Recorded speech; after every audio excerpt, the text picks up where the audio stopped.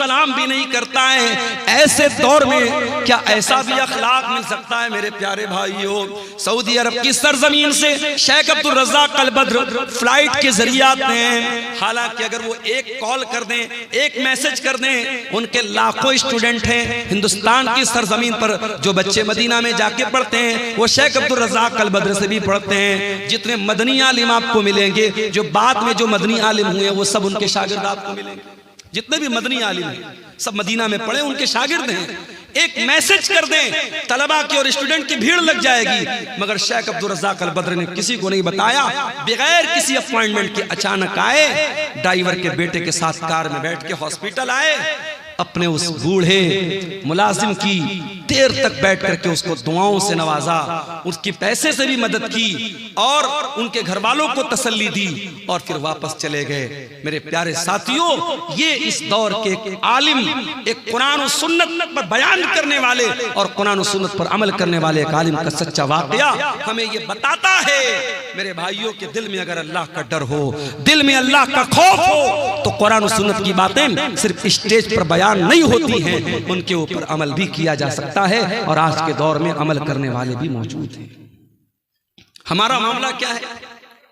मुझसे कभी कभी लोग सवाल करते हैं, मैं मुंबई गया, लोग मुझसे पूछने लगे मौलाना साहब लगता है आपका प्रोग्राम कटिहार में बहुत होता है। अच्छा, कुछ तो चैनल वालों की मेहरबानी है, एक ही तकरीर को वो 10 चैनल वाले, अब तो ये माशाल्लाह गिनती करना चाहे तो हम लोग गिनती भी नहीं कर सकते कितने कैमरे लगे हैं। इसमें क्या क्या नाम है चैनल का ये भी नहीं मालूम। अब तो मैं डरता हूं भाई कौन सी बात कब निकल जाए और ये चैनल वाले क्या उसको उन्वान दे दें। डॉक्टर जाकिर नायक साहब के बारे में मैंने बड़े अदब के दायरे में, बड़ी तहजीब के दायरे में इसी सीमांचल में तकरीर में उनकी कुछ बातों से इख्तिलाफ किया। अब चैनल वाला क्या थंबनेल डाल रहा है, डॉक्टर जाकिर नायक हनफी हो गया, डॉक्टर जाकिर नायक अहले हदीस नहीं, उससे बचो। अब लोग मुझसे सवाल कर रहे हैं कि आपने डॉक्टर जाकिर नायक के खिलाफ क्या बोला है, क्या बोला है। मैंने कहा भैया जाके चैनल वालों से पूछो। तो हालात तो ये है, मैं बयान कुछ करता हूं, उस पर रिपोर्ट कुछ लगा देते हैं। तो लोग मुझसे सवाल करते हैं मुंबई वगैरह में कि मौलाना लगता है आपका प्रोग्राम उधर जो है कटिहार साइड में, सीमांचल साइड में बहुत होता है। और हकीकत में अगर आप देखें, सिर्फ मेरी बात नहीं है, जो भी हमारे जमात के बड़े बड़े मुकर्रिरीन हैं जैसे मौलाना जरजीज साहब हो गए और इसी तरीके से और भी जो भी इस वक्त जो मुकर्रिरीन जिनको हम जानते हैं, जो चल रहे हैं या जिनको सोशल मीडिया पे सुना जा रहा है, उसमें से बहुत सारे लोग आपके सीमांचल में आते हैं। सीमांचल में जलसे इतने हो रहे हैं, तकरीरें इतनी सुनी जा रही हैं, मगर असर क्यों नहीं हो रहा है? क्या बेपर्दगी में कोई कमी आ रही है? क्या शराब के नशे में कोई कमी आ रही है? क्या ज़िनाकारी और बदकारी में कोई कमी आ रही है? क्या शादी ब्याह में लेन देन में कोई कमी आ रही है?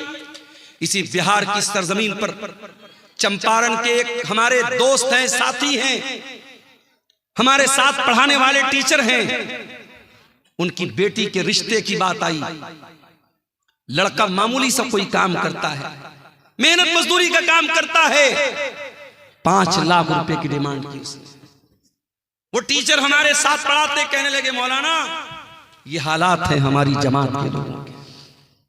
अहले हदीस लड़का है, घर वाले बड़े पक्के अहले हदीस हैं, 5 लाख रुपए की डिमांड हुई है कि लड़की की शादी करना है तो 5 लाख रुपया लेके आओ। मेरे भाइयों, दावा करना बंद कर दो अहले हदीसियत का। तुम्हारे शादी ब्याह में अगर तुम कुरान और सुन्नत को फॉलो नहीं करते हो, लेन देन में अगर कुरान और हदीस को फॉलो नहीं करते हो, चाल चलन में कुरान और हदीस पर नहीं चलते हो, तो सिर्फ सीने पर हाथ बांध कर और रफुल यदैन करके अपने आप को अहले हदीस कहना बंद कर दो, बंद कर दो अहले हदीसों को बदनाम करना। हमारे दिल कठोर हो चुके हैं मेरे भाई, इतनी तकरीरें सुन रहे हैं मगर कोई असर नहीं पड़ रहा है। क्यों? कुरान का वो सवाल हमसे और आपसे भी हो रहा है, अलम यान लिल्लदीना आमनू, ऐ ईमान वालों वो समय कब आएगा, वो टाइम कब आएगा, वो वक्त कब आएगा, अन तख्शा कुलूबुहुम लिज़िक्रिल्लाह,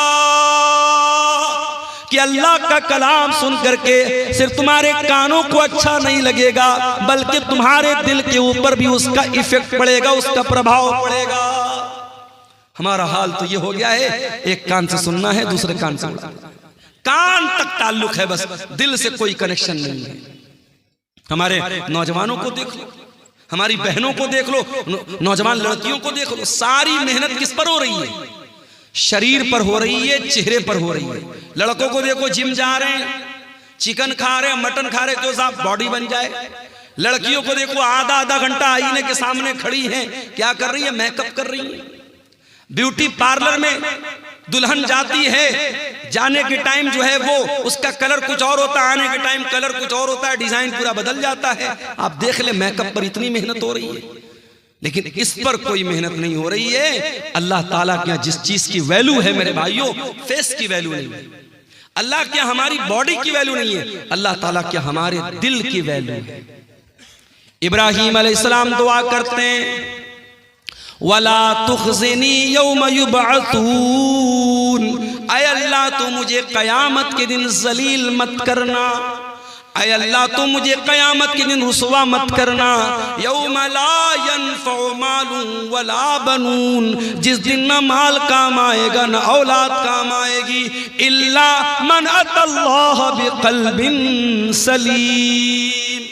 क़यामत के दिन तो वही कामयाब होगा अल्लाह जो साफ सुथरा दिल लेकर के आएगा।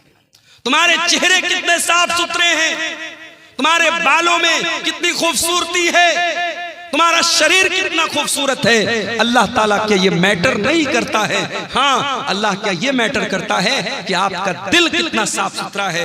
कहीं ऐसा तो नहीं कि चेहरा तो बहुत अच्छा है, बॉडी तो बहुत मजबूत है, मगर दिल के अंदर गंदगी भरी है, दिल के अंदर लालच भरा है, दिल के अंदर खुदगर्जी भरी है, दिल के अंदर माल की मोहब्बत भरी है, दिल के अंदर दुनिया की मोहब्बत भरी है, दिल के अंदर शरारत भरी है। दिल साफ नहीं होगा मेरे भाइयों, हम अल्लाह के कामयाब नहीं हो सकते। दिल पर मेहनत करो, दिल पर मेहनत करो। इसीलिए अल्लाह कुरान के पहले पारे में कहता है, यहूदियों का जिक्र करते हुए, जब यहूदियों ने अल्लाह ताला की बहुत नाफरमानी की, बहुत गुनाह किया, अल्लाह ने फरमाया तुम्मा क़सत क़ुलूबुकुम मिन बादि ज़ालिका फ़हिय कल हिजारति औ अशद्दु क़स्वा। ऐ यहूदियों, तुम्हारे दिल पत्थरों से ज्यादा कठोर हो चुके हैं, पत्थरों से ज्यादा सख्त हो चुके हैं। व इन्न मिनल हिजारति लमा यतफज्जरु मिनहुल अन्हार। अरे पत्थर भी कुछ ऐसे होते हैं कि पत्थर के अंदर से नहरें बहती हैं। व इन्न मिन्हा लमा यशक़्क़ु फयख़रुजु मिनहुल मा। पत्थर तो कुछ ऐसे भी होते हैं कि पत्थर पर जब बार बार पानी की बूंदें पड़ती हैं तो पत्थर में सुराख हो जाता है और पत्थर से पानी रिस रिस करके बहने लगता है। ऐ यहूदियों, ऐ अहले किताब, तुमने इतना अल्लाह को नाराज किया है, इतने गलत काम किए हैं, इतने अल्लाह को नाराज करने वाले काम किए हैं कि तुम्हारे दिल तो पत्थरों से ज्यादा सख्त हो गए। कुरान ने तो यहूदियों के बारे में कहा था। माफ करना मेरे भाइयों, हमें और आपको इस आयत को अपने ऊपर भी आज अप्लाई करने की जरूरत है। कहीं ऐसा तो नहीं कि हमारे दिल भी पत्थरों से ज्यादा कठोर हो गए। वही कुरान, जो कुरान डाकू सुनता था तो सुधर जाता था, तौबा कर लेता था।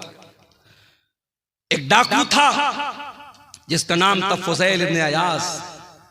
उसका काम था डाका डालना, लोगों के मकान में जाके चोरी करना, लोगों का माल हड़प लेना, लोगों का पैसा चोरी कर लेना। एक दिन रात का वक्त था, एक मकान की छत पे जाके कूदता है। रात का सन्नाटा है। फुज़ैल इब्न अयास डाका डालने के लिए, चोरी करने के लिए गया है। एक मकान की छत में कूदता है। दूर से कोई अल्लाह का बंदा अपने घर में बैठ के कुरान की तिलावत कर रहा है। उसकी तिलावत की आवाज फुज़ैल इब्न अयास के कानों में पड़ती है और इत्तेफाक से वो इंसान कुरान की यही आयत पढ़ रहा है, अलम यअनि लिल्लज़ीना आमनू अन तख़शा क़ुलूबुहुम लिज़िक्रिल्लाह। ऐ ईमान वालो, क्या अभी वो समय नहीं आया कि अल्लाह का कलाम सुन करके तुम्हारे दिल पिघल जाएं, तुम्हारे दिल कांप जाएं, तुम्हारे दिल नरम पड़ जाएं।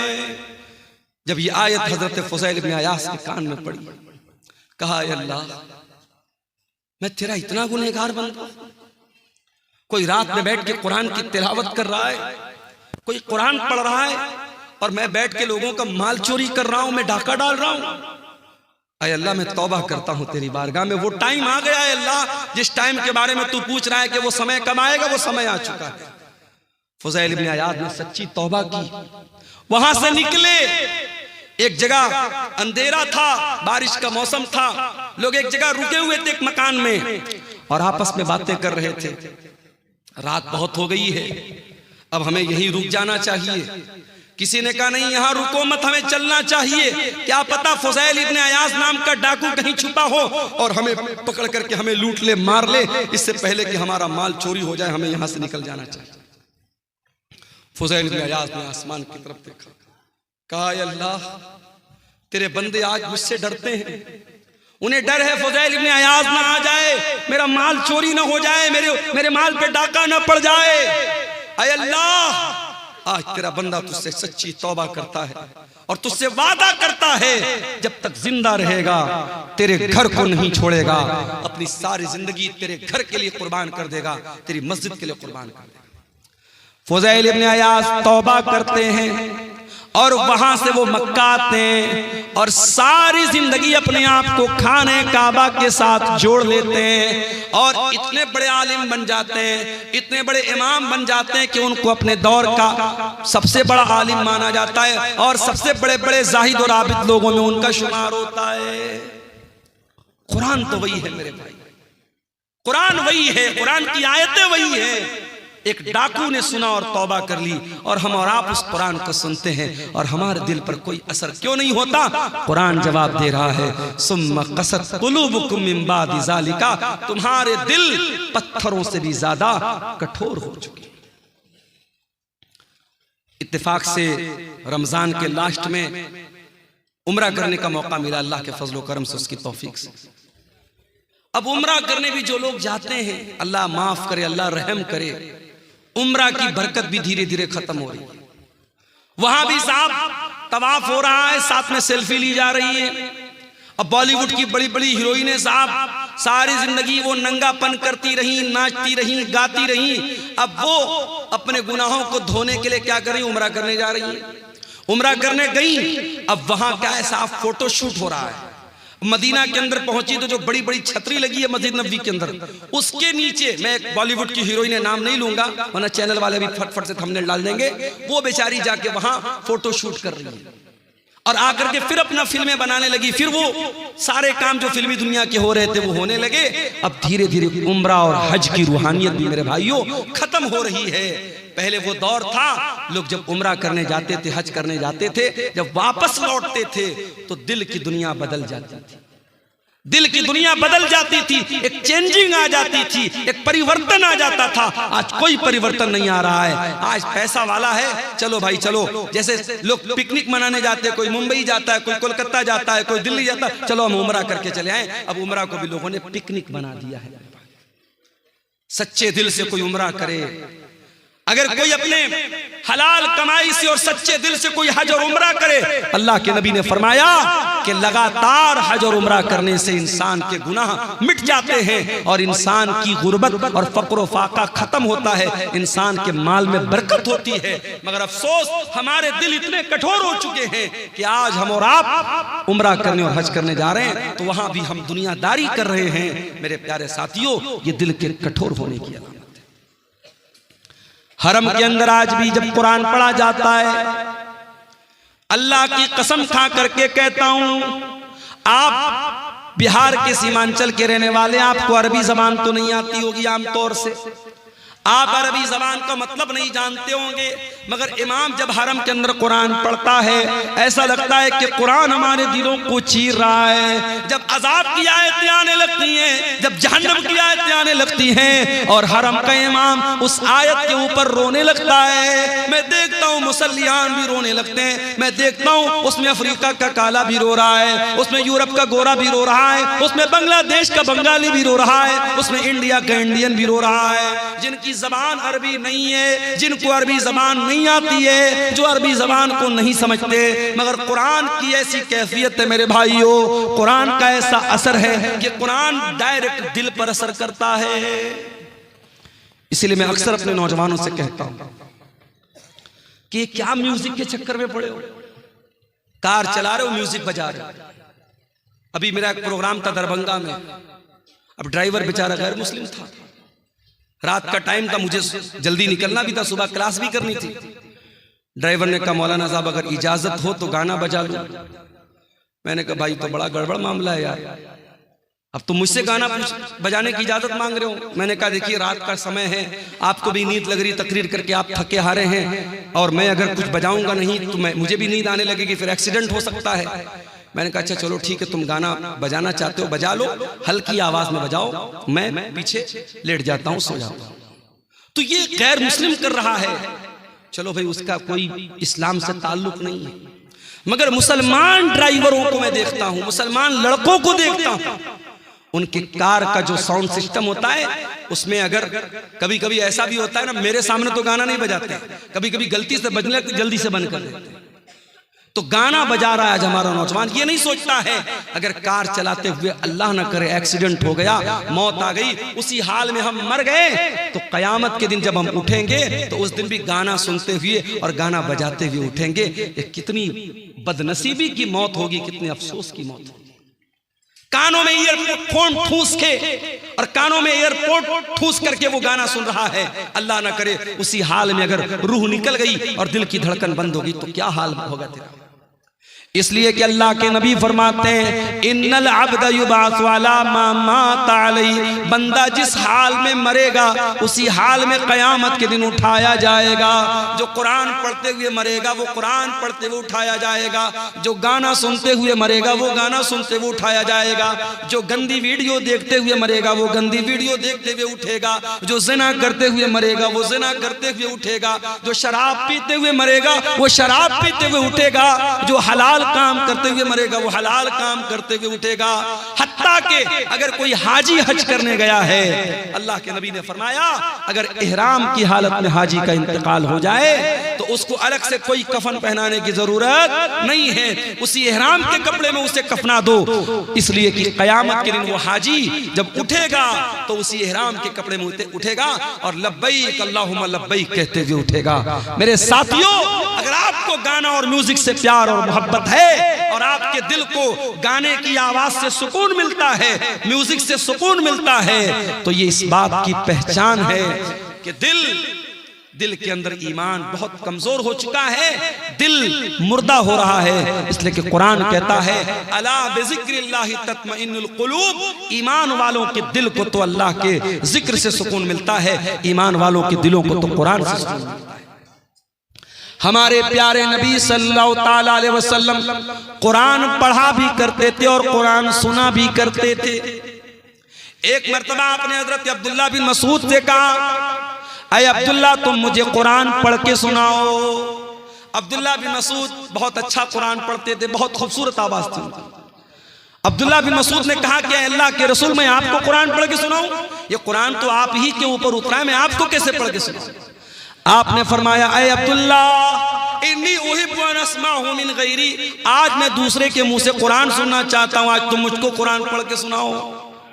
हजरत अब्दुल्ला कुरान पढ़ने लगे, अल्लाह के नबी सुन रहे हैं, हजरत अब्दुल्ला कुरान पढ़ रहे हैं।